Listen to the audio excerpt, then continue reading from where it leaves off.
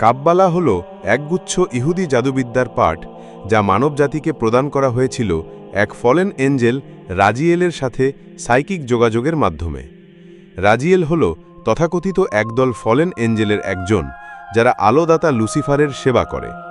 কাব্বালাতে বর্ণনা করা হয়েছে অসংখ্য এঞ্জেল ও শয়তানের কথা, যারা আত্মিক বা আধ্যাত্মিক জগতে বসবাস করে।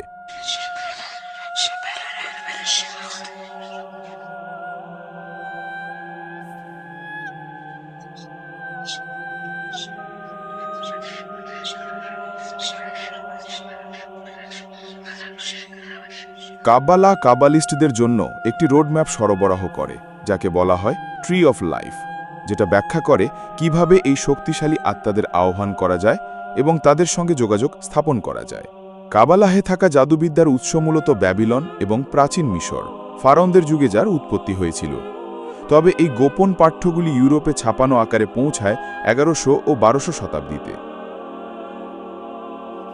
কাবালাহের পবিত্র গ্রন্থগুলোর দৈর্ঘ্য মাত্র কয়েক হাজার শব্দের, তবু এগুলোর মধ্যে রয়েছে জটিল বর্ণনা, যেমন গোলাকার পৃথিবী, সমান্তরাল মহাবিশ্ব এবং বস্তু জগতের পরমাণু গঠন। এই ধারণাগুলোই আজকের আধুনিক পদার্থবিজ্ঞানী ও জ্যোতিষ্য বিজ্ঞানীদের কাছে মূলধারার অংশ হয়ে দাঁড়িয়েছে। কিন্তু প্রশ্ন হল, এত জটিল তথ্য কিভাবে এমন সংক্ষিপ্ত প্রাচীন লেখার মধ্যে থাকতে পারে?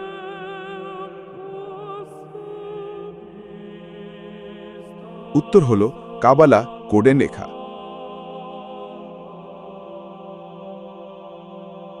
এই কোডগুলো বহু স্তর বিশিষ্ট, গভীর তথ্য আড়াল করে রাখে, যেগুলো পরবর্তীকালে মধ্যযুগীয় রসায়নবিদ বা অ্যালকেমিস্টস স্যার আইজ্যাক নিউটন এবং আরও বহু শীর্ষ বিজ্ঞানী দ্বারা গভীরভাবে অধ্যয়ন করা হয়েছে।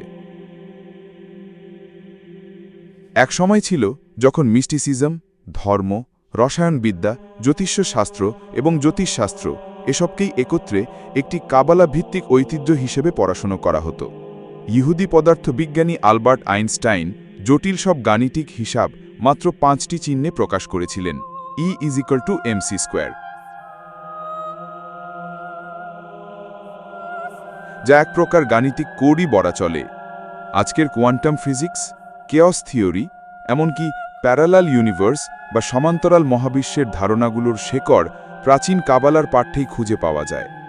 দি হায়ার সিক্রেটস অফ দি কাবালায় এমন কিছু নির্দেশনাও ছিল, যেখানে শুধু এক নজরে কাউকে হত্যা করার পদ্ধতি বর্ণনা করা হয়েছে। এটাকেই বলা হয় ইভিল আই। এর জাদুকরী নাম হল এন-হা-রা।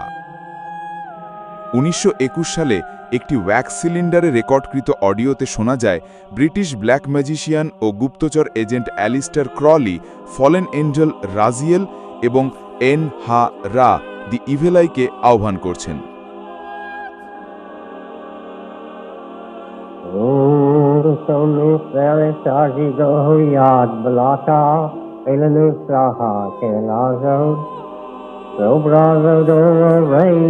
Upon was a Zakasha, the Rasan of the Lady, the Welsporo Khan, the Saharas of the Nation, the Kariaka, so the Mahit, the end, Odo Kikaleka, Odo Rajay, Nate Zodia Rado Nako Mada, what the hey?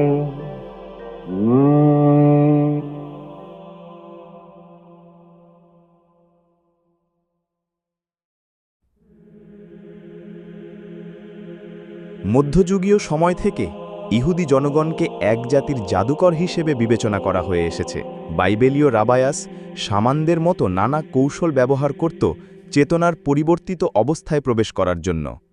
উপবাস, আত্মনির্যাতন এবং নিজেকে গলা পর্যন্ত মাটিতে পুঁতে রাখা এসব ছিল এমন কৌশল যা রাবায়াস জাদুকরদের কাব্বালিস্টিক ট্রি অফ লাইফের 7টি দরজা পেরিয়ে যুদ্ধের জন্য প্রস্তুত করত, যেখানে তারা শেষ পর্যন্ত সর্বোচ্চ সত্তার সঙ্গে সাক্ষাৎ করত এক জগতের মধ্যে, যেটাকে বলা হতো মেরকাবা।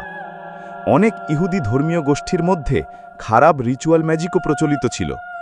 বহু মন্দিরে দেয়ালে গর্ত থাকত, যাতে রাবায়াসরা রিচুয়াল অনুযায়ী কোনো খারাপ কর্মী, তরুণ পুরুষ বা ছেলে শিশুর সঙ্গে পায়ুকাম করতে পারত এবং খারাপ কাজের চূড়ান্ত মুহূর্তে ফলেন এঞ্জেল রাজিয়েলকে আহ্বান করত। সোডামি শব্দটি এসেছে বাইবেলীয় শহর সোডোমের নাম থেকে, যেখানে যৌন জাদু ও রক্ত বলিদান ব্যাপকভাবে প্রচলিত ছিল। এক ধরনের অদ্ভুত রক্তপান প্রথা বা ভ্যাম্পায়ারিজম আজও অনেক রাবায়াসদের মধ্যে দেখা যায়, যারা নবজাতক শিশুর খতনার পর তাজা কাটা অঙ্গ থেকে রক্ত চুষে খায়।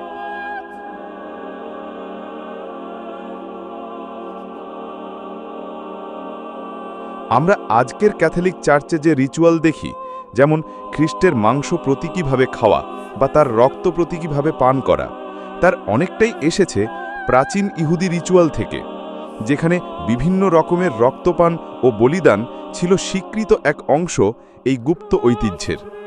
অবশ্যই একটি পোপ একটি ইহুদি ইয়ারমুলকা পরে থাকেন।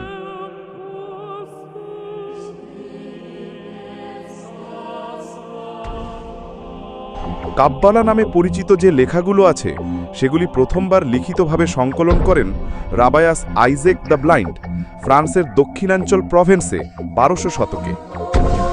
প্রথমবারের মতো 6000 বছর প্রাচীন জাদুবিদ্যার কৌশল, যেমন ফলেন অ্যাঞ্জেলদের আহ্বান করা বা ইভিল আই ব্যবহার করে কাউকে হত্যা করা, কাগজে লিপিবদ্ধ হল।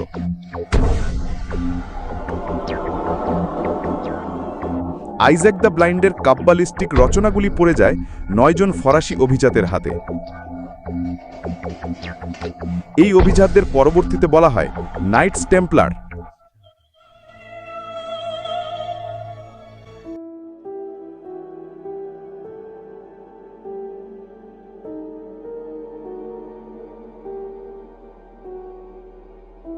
কাবাল শব্দটি, যার অর্থ একটি দল যারা একসঙ্গে ষড়যন্ত্র করে, এসেছে কাব্বালা শব্দ থেকে। এমনই এক কবাল ছিল যারা পরবর্তীতে অসংখ্য কালো জাদুর চর্চাকারী গোষ্ঠী ও ফ্রিমেসনারি আন্দোলনের জন্ম দেয়। তাদের বলা হয় নাইটস টেম্পলার। তারা হাস্যকরভাবে নিজেদের নাম দিয়েছিল the poor knights of Christ, অথচ এরা একেবারেই দরিদ্র ছিল না। তারা ইচ্ছাকৃতভাবে নিজেদেরকে সন্ন্যাসী বা ভিক্ষু সাজাত, যাতে তারা লুসিফেরীয় কাব্বালিস্টিক গবেষণা চালাতে পারে এবং ব্যবসা করতে পারে কর ফাঁকি দিয়ে, এমনকি ভ্যাটিকানের সন্দেহ ছাড়াই।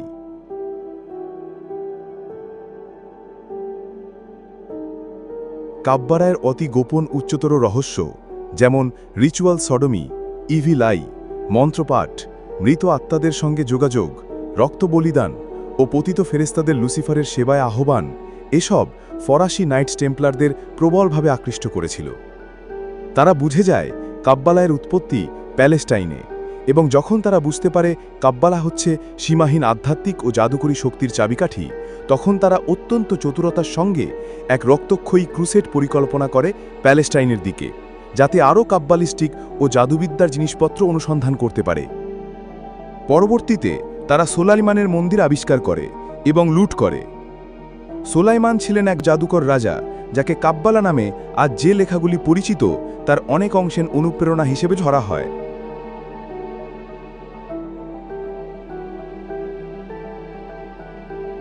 নাইটস টেম্পলাররা প্যালেস্টাইনে এসেছিল একটি প্রধান উদ্দেশ্য নিয়ে, যাতে মুসলমানরা কখনো কাব্বালা সম্পর্কে কিছু জানতে না পারে। 12 শতাব্দীর ইসলামী মৌখিক ইতিহাস সাক্ষ্য দেয় যে তারা একটি ভয়ঙ্কর, নৃশংস, লুণ্ঠনময়, যৌন বিকৃতিতে ভরা ক্রুসেড পরিচালনা করেছিল। নাইটস টেম্পলাররা যখন একবার কাবালায়ের জাদুবিদ্যা ও গোপন শিক্ষা আবিষ্কার করল, তখন তারা কাবালায়ের মূল উৎস ধ্বংস করে দেওয়ার জন্যই নিজেদের উৎসর্গ করল, যাতে এর গোপনীয়তাগুলি শুধু তারাই নিজের মধ্যে রাখতে পারে। আর্কিওলজিস্টরা জেরুজালেমে এমন অনেক সুস্পষ্ট প্রমাণ পেয়েছেন যা দেখায় যে নাইটস টেম্পলাররা সেখানে সুড়ঙ্গ বা টানেল নির্মাণ করেছিল। ব্যাপকভাবে বিশ্বাস করা হয় তারা সেখানে কিছু আবিষ্কার করেছিল এবং তা ইউরোপে ফিরিয়ে নিয়ে গিয়েছিল, যাকে বলা হয় কিংবদন্তি হোলি গ্রেইল। এই তথাকথিত হোলি গ্রেইল আসলে কোনো বস্তু নয়, বরং এক ধরনের উচ্চতর জাদুবিদ্যা শিক্ষা। এর উৎপত্তি পুরোপুরি কাব্বালিস্টিক। হোলি গ্রেল হচ্ছে সর্বোচ্চ কাব্বালিস্টিক গোপন তথ্য, যার মূল কথা হল দৈহিক বস্তুকে অনুভাবে পরিবর্তন করা সম্ভব প্রাচীন হিব্রু বর্ণ ও সংখ্যার মন্ত্রপাঠের মাধ্যমে, এবং বাস্তবতার প্রকৃত রূপই আসলে একটি বিভ্রান্তি বা মায়া।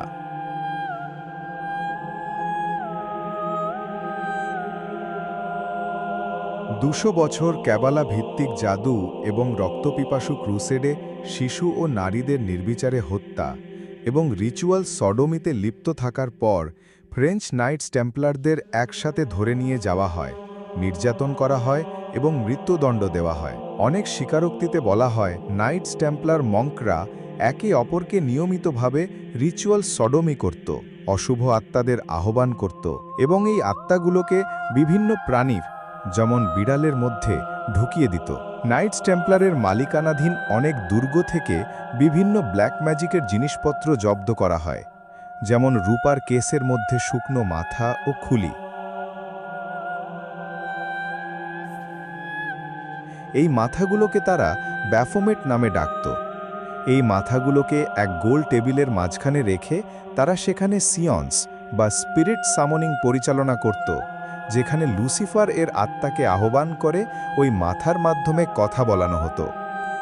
সবচেয়ে ভয়ানক তথ্য ছিল, অনেক নাইটস টেম্পলার স্বীকার করেছিল যে তারা যীশু খ্রিস্টের প্রতিমূর্তিতে থুতু দিত এবং পায়ের নিচে দলিত দৌড়ত এই ক্যাবালা ভিত্তিক রিচুয়াল চলাকালে। এটা একটি শয়তানি ঐতিহ্য যা আজও পালন করা হয় অর্ডো টেম্পলি ওরিয়েন্টেস নামের লজে, যার নেতৃত্বে একসময় ছিল অ্যালিস্টার ক্রাউলি।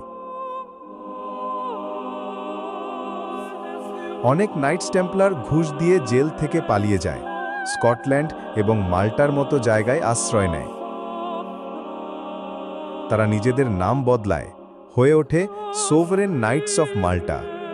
ক্রিস্টোফার কলম্বাসের বহু আগেই তারা আমেরিকার দিকে ট্রেড রুট তৈরি করে ফেলে। পরে স্কটল্যান্ডে ফিরে গিয়ে তারা নিজেদের নতুন নাম দেয় ফ্রিমেসন। আজকের সব ধরনের ফ্রিমেসন সংগঠন, যেমন Rosicrucianism, skull and bones, Palladian rite, comasonry, Scottish rite, কে বা কু ক্লাক্স ক্ল্যান এবং অর্ডো টেম্পলি ওরিয়েন্টিস, এসবের রিচুয়াল ও আচার সবই এসেছে মূল নাইটস টেম্পলারের ক্যাবালিস্টিক ব্ল্যাক ম্যাজিক রিচুয়াল থেকে। এমনকি ব্রিটিশ রানী এলিজাবেথের 1952 সালের রাজ্যাভিষেক অনুষ্ঠানে তিনি নিজে পেন্টাগ্রাম ব্যানিশিং রিচুয়াল বা নক্ষত্র চিহ্ন মন্ত্র দিয়ে আত্মা বিতরণ অংশ নিয়েছিলেন, যেটা ছিল অ্যালিস্টার ক্রাউলির ডিজাইন করা গোল্ডেন ডন গোপন সমাজের রিচুয়ালের।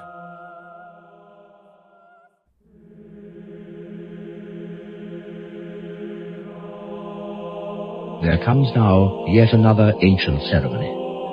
The great officers of state, and the bishops, and the nobles who have borne the swords, the scepters, and other regalia, move to the steps of the throne, which stands upon its dais.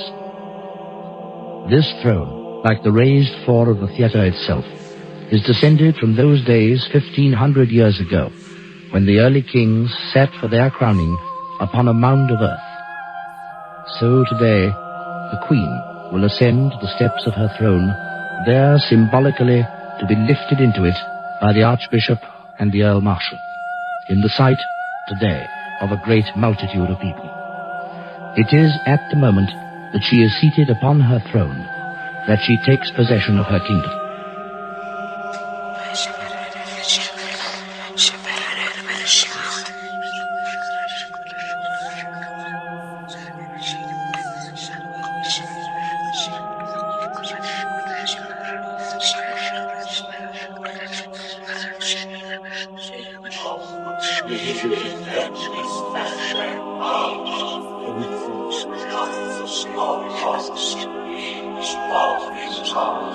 Oh,